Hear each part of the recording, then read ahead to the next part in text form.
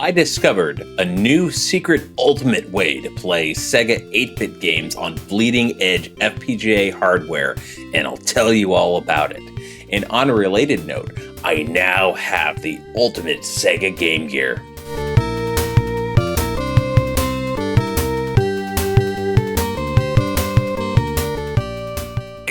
Joystick. There is just so much awesome and nostalgic and simple about 8-bit games, and if you're only playing 8-bit games on Nintendo and not 8-bit Sega, there's so much that you're missing out on. The world changed on July 15th, 1983. Both Sega and Nintendo launched their forays into home video game systems on the same fateful day in Japan. We just passed the 41st anniversary of the Nintendo Famiclone and also the launch of the Sega SG-1000, and it was the start of an 8-bit Sega hardware legacy that would continue for decades, from the Sega SG-1000 to the Sega Mark III and the Sega Master System, and it finally went portable through the GameGear.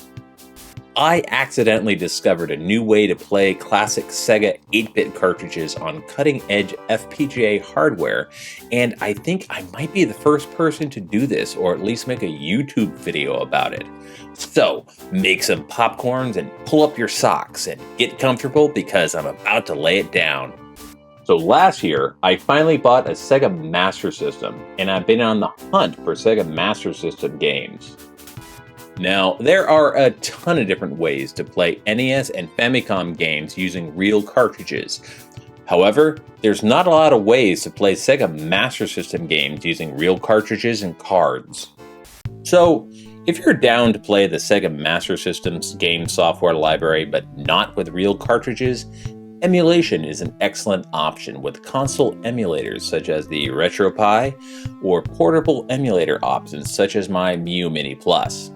And then there are FPGA options such as the Mr. or even my Mega SD that can recreate a Sega Master System with an FM sound module on FPGA circuits inside a real cartridge-sized form factor that you can use on a real Sega Genesis/Mega Drive. However, those are good, but they just don't have the awesome umami hipster flavor enhancement of playing on real cartridges. You just don't get that nostalgic enjoyment of having a real physical representation of your game, nor the dopamine hit from the sensation of holding your game in your hand before slotting it into a real cartridge slot like a bad boy and hearing it go ka-thunk. Oh, yeah. There are a ton of new retro options for playing physical 8-bit Nintendo cartridges, but playing Sega 8-bit cartridges are still limited to a small handful of options, which is why it is super exciting that I have a new one to share with you. To recap, there is the OG Sega Master System, which is actually Sega's fourth 8-bit game system. The OG Sega Master System was an absolute excellent, well-made system that has RGB output and that can look absolutely gorgeous on a CRT TV, and you can hook it up to a modern flat-screen TV with an HDMI adapter for Sega Genesis Mega Drive.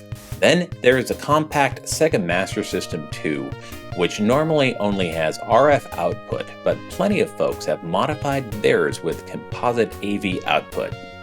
Then there is the Sega Power Base Converter that is the guts of a Master System in a sexy shell that you can slot into your Sega Genesis Mark I.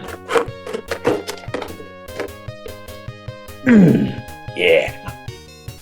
There are even modern clone Power Base adapters like the Power Base Mini and the Power Base Mini FM from Rondo Products, which lets you play Sega Master System cartridges on a Mark I and Mark II Sega Genesis. But that's not what I'm talking about today. So, enough clickbait. I'm ready to tell you what I discovered.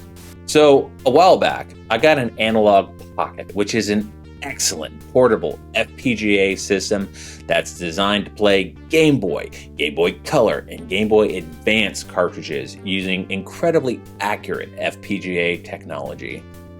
You can play the Pocket handheld, or on an HDMI flat screen TV using the Analogue Pocket dock. And I discovered that the Analogue Pocket can play 2 Sega systems via cartridges that are not officially supported, and you probably don't know about them. You see, Analogue makes an adapter which you can use to play Sega GameGear games. Since the GameGear shares a direct 8-bit technical lineage with the Sega Master System, there have been cartridge adapters which lets you take a Master System cartridge and slot it on the back of your GameGear. It's a little bulky, but it works. It's also a little impressive considering that the GameGear has a different video aspect ratio and resolution than the Master System. Notably, it's smaller and slightly different resolution. Now hold on to your socks and make sure that you're wearing clean underwear. If you take a Sega Master System game cartridge and put it into a Retro 6 Master System player for GameGear, and then you put that into the GameGear adapter for Analogue Pocket, and then you put that into the Analogue Pocket, by God, it actually runs. So I don't know how, but the Analogue Pocket software knows how to identify the game ROMs, even though the Master System isn't officially supported. That is so very, very cool. It is some crazy National Lampoon Christmas Lights Sega Tower of Power add-on madness, and it works. You can even use it with the Analogue Pocket dock, and the Pocket actually gets the right 4:3 aspect ratio with a Master System and not the 10:9 ratio of the GameGear. So there is an open FPGA core for the Master System, but the open FPGA cores do not connect to the cartridges, and this works without the SD card inserted that stores the open FPGA cores. So it's not doing this technical witchcraft with open FPGA. So this is a bit perplexing, but it's completely awesome. I did not expect this to work, and I can't explain why, beyond my working theory that perhaps the Sega 8-bit hardware reference that Analogue sourced for the GameGear FPGA cores included the Master System hardware and the game library information when they coded the FPGA profiles for the GameGear adapter. This is super awesome because I can start a game of Phantasy Star on a cartridge and either play it on a CRT TV on my Master System or a different CRT TV connected to my Genesis and the power-based converter. Or I can play it on my GameGear or handheld on the Analogue Pocket with the same cartridge and the same game. Or I can capture and stream Master System games using super crisp, super clear FPGA output. There's also pause button support by hitting the start button, which is great!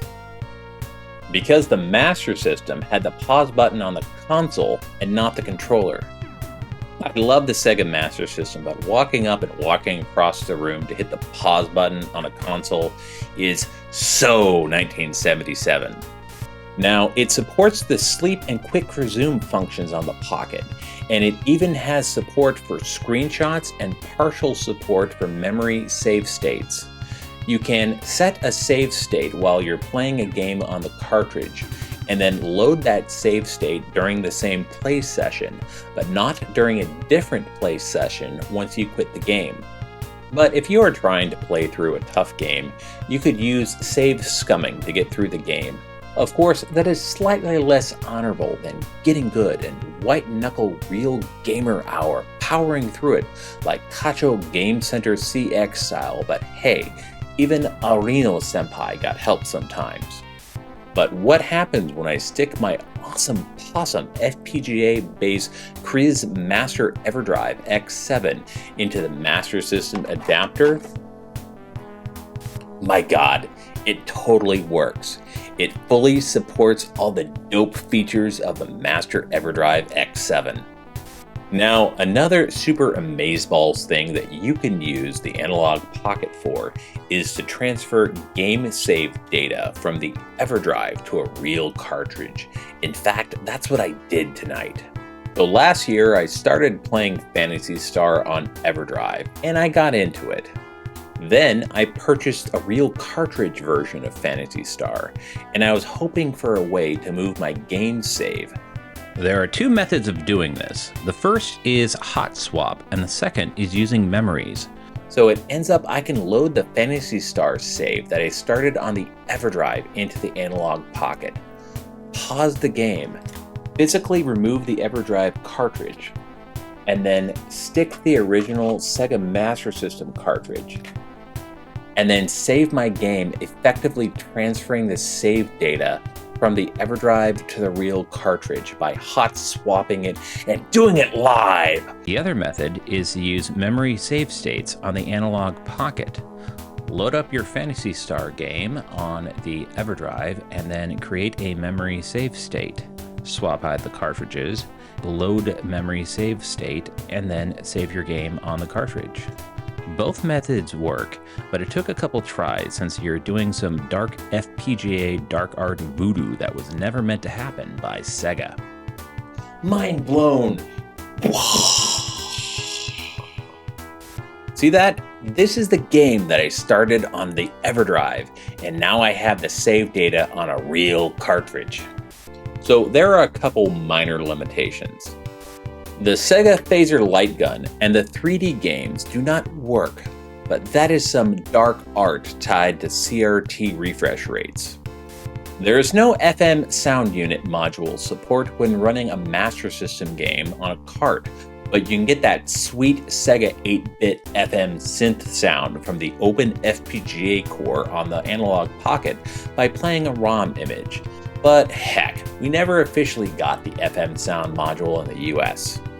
So I haven't found a way to play Sega game cards on real physical Sega cards, but you can play the Sega card games off the Master EverDrive or an open FPGA core. You cannot run the CRT shader because the Analogue Pocket technically still thinks it's playing a GameGear game. However, even the Master System core on open FPGA does not have CRT shader support yet. So we never got an official Sega Master System Classic Mini console, and there are no dedicated FPGA Sega Master System systems.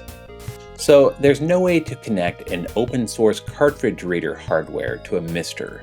So that is why the discovery of the fact that you can use the Retro 6 Master System player for GameGear with the GameGear adapter for Analogue Pocket on an Analogue Pocket with the dock to play hardware accurate FPGA Master System games is just so dope.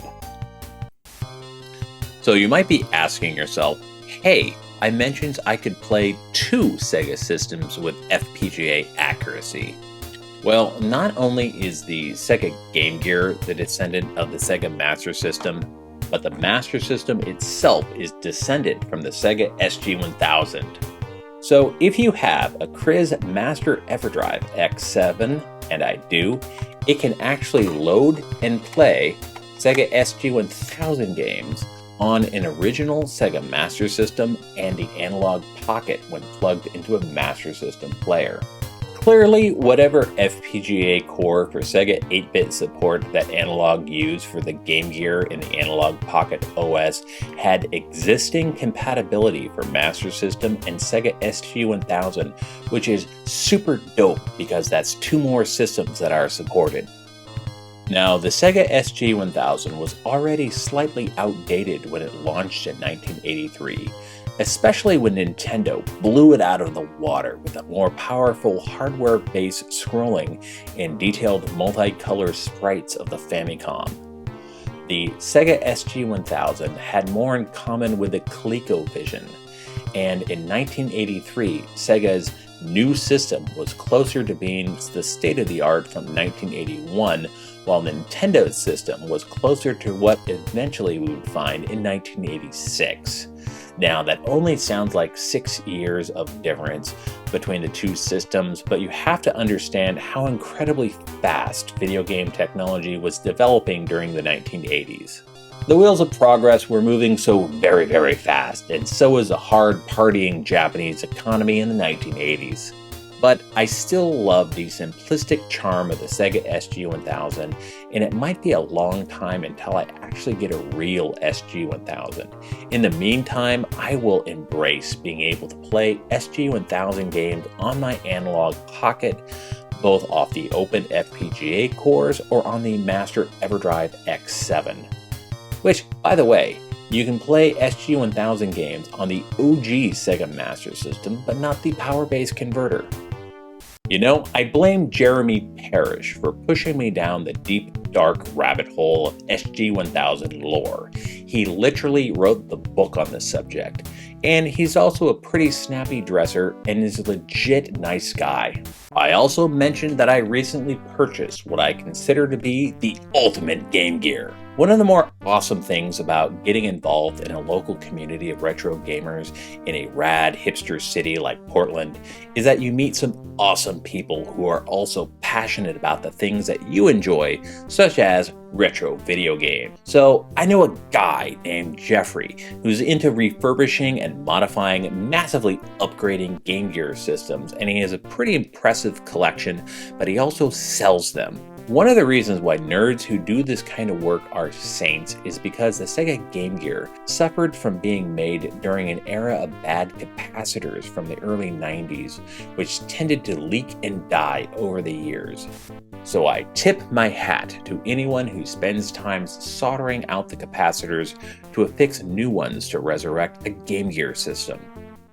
Now, Jeffrey was in the market for a VCR, so I gave him a spare VHS VCR that I had, and he sold me one of his top-of-the-line, kitted-out Sega GameGears for cost.